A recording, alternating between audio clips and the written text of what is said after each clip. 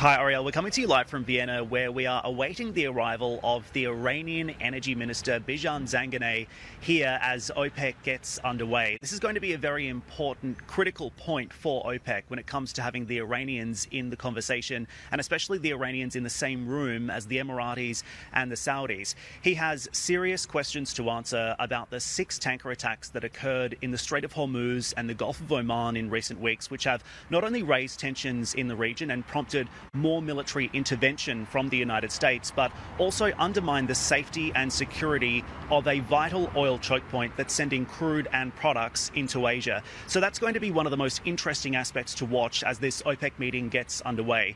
It's also something that we had the opportunity to ask the UAE Energy Minister Suhail Mazroui about as he made his own arrival into Vienna late yesterday. Myself and a group of other journalists asked him, what is that conversation going to sound like, and how is OPEC going to deal with its Iran problem? Listen in. Any threat to the ship movements anywhere in the world is a threat to all of us, and we're not. I think OPEC and all of the countries are interested in the safe journey of the oil everywhere it goes.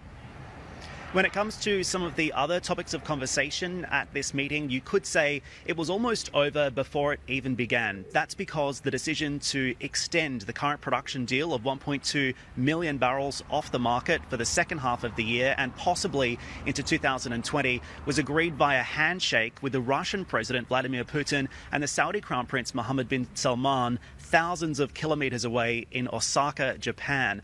Now, of course, that still needs to be discussed and also formally approved by the other OPEC ministers here, but it also really shows just how much credibility and sway the Russians now have when it comes to the decision-making process of OPEC.